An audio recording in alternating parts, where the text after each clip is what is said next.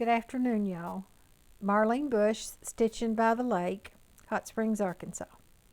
I just made a video just a few days ago, so I know y'all aren't expecting to see me. But I thought since we're all isolated, that I would try to make a video a little bit more often, maybe check in with you all every 2 or 3 days. Okay, I'm sorry. I know this is shaking. I have changed locations. I'm in my bedroom and in my prayer chair, I call it. This is where I sit every morning to do my devotions and where I sit every afternoon to take a little nap. But since I didn't have very much to show you, I thought this would be a good time to just kind of change things around a little bit and I don't know, make it a little bit more interesting. In this room on my left, I'm not going to try to move this iPad because it's all I can do to get it to stand up here.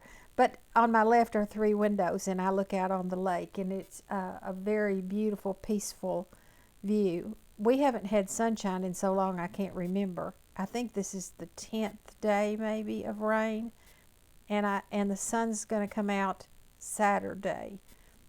Today is Tuesday. So we're going to probably set a record for having rain whatever number of days in a row. We're ready for the sunshine. We're ready to be able to get out of the house a little bit. I have been at home, isolated, since after church Wednesday night. That means today is my 6th day. Jerry got out to run an errand on Thursday, so he's 1 day behind me. We did actually get out of our house yesterday for just a few minutes. We had a policeman in our town shot in the line of duty last week. He was doing a regular traffic stop and was murdered. His processional to his funeral came down the highway, which is about a quarter of a mile from our house. So we drove down there in the car and stood outside the car to pay our respects to him and to his family. And that's it. That's the only time we've gotten out. So we're ready. I'd like to go work out in the yard a little bit, even though I know that my allergies will just scream at me. But can't do that yet. So we're in the house. One of the things that I have started doing while we're stuck in here is I've started my spring cleaning. I'm taking 1 room a day, and every day I'm doing a deep cleaning. I started in the kitchen yesterday. I only work about 3 or 4 hours because I'm tired at the end of that time. You know, when I'm working steady like that and getting up and down. We vacuumed and dusted all up on the tops of the cabinets. We cleaned and oiled the outside of the cabinets. We took everything out of the cabinets and washed everything and put it all back. Put some new paper down in a couple of places. Vacuumed out the vent on the refrigerator and took the screen out of the vent-a-hood and scrubbed that good. So we got a lot done, and today I finished up in there. I had just a couple of other little areas that needed to be dusted and washed down. And so my kitchen's sparkling clean. Smells really good right now because I'm making a pot of vegetable soup. That's going to be our dinner. I've done a little stitching. In fact, I had one finish. The one I showed you last time that I had just started. The name of this is And Rudolph. It's a Lottie die pattern. I loved this one when I saw it at the Shepherd's Needle in Little Rock. And so this is my finished stitching on that. This is Weeks Dye Works straw in a 35 count, I believe. It might be 36, I'm not sure. And I used an NPI Silk 993 for the black and the Victorian Motto Sampler Scarecrow. You can barely, excuse me here, you can barely see that there's a different color, but in here and the eyes and then down the borders, there's a few little stitches that are out of Scarecrow. I don't have any specific plans for how I'm going to FFO that one.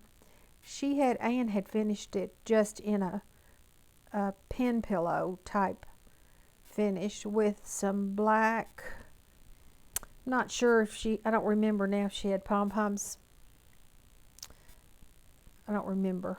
Anyway, I'll decide once I get started what I'm going to do with that when I go in there and start looking around.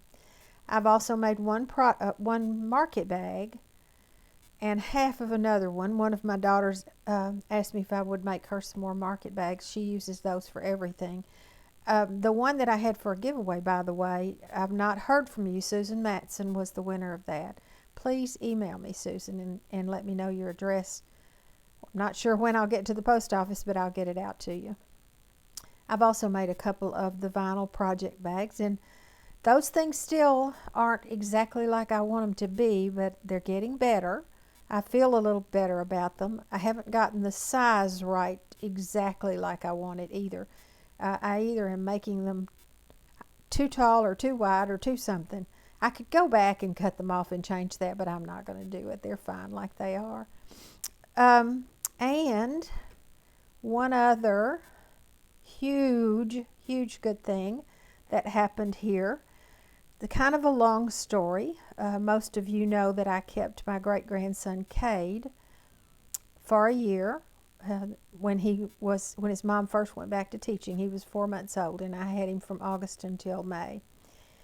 He and his family were expecting a baby, a little girl, and her name is Cora Rose.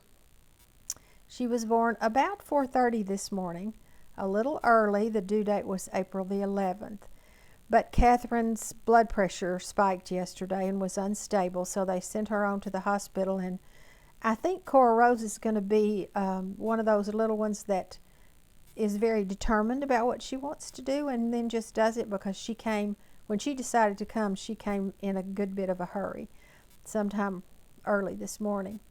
Unfortunately, her daddy, Jeremy, was not able to be there because he was diagnosed last Friday, I think, with type A flu. He's been at home with fever. And yesterday afternoon, Cade was also diagnosed with type A flu. So he is with his Yaya, my daughter Tammy, and unfortunately is going to have to be with her for 10 days because he cannot be around his mother or Cora for 10 days. Jeremy has not yet been able to see the baby. I think they're going to let him in this afternoon. He's been fever-free now for 24 hours. But he will not be able to get close to Cora. He will not be able to hold her or get close to her for another couple of days. I'm not sure exactly what that timeline is going to be. They've started Catherine on Tamiflu, but she's not that she's tested, excuse me, y'all, not that she's tested positive or anything like that, but they just, as a precaution, have started her on Tamiflu. So I'm not sure how that little family is going to manage. Normally, I'm around to help, and this time I can't. It's critical that Jerry and I not be out and not be exposed because, as you well know, I've said it many times, we are both over 70.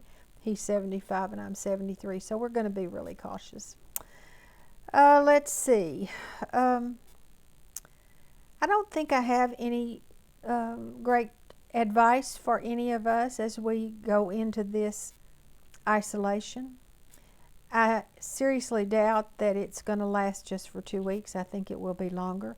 I've had several of you ask me if we're doing okay, and we are. We are just fine. We have enough food. We have enough toilet paper. Not that I would be concerned about toilet paper if I didn't have it, because I do know there are other ways to handle that situation. We are making ourselves a schedule. When you retire, you learn to do that.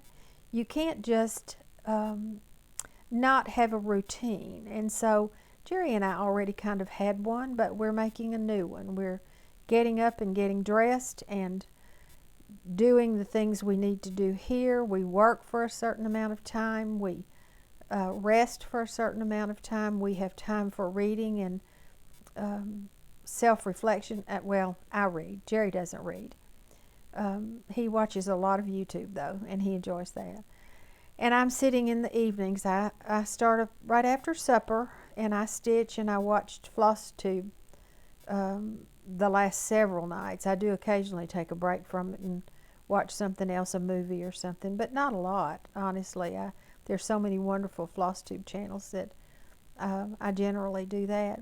I think that it's best for all of us if we really, for you especially if you have children at home, to have a schedule. There are many of them on Facebook. I've seen them come across there. All kinds of educational activities for you to do with your children online. And it's also important that we remember the people around us and we check on others and make sure people are okay. Call old friends, those kinds of things.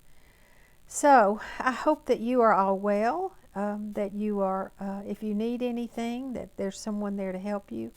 And I do want to say this. I always put my email address in the little box down below, and I will continue to do that.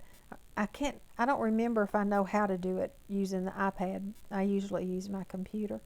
But if it's not on this one, it'll be on the last one, so look at that.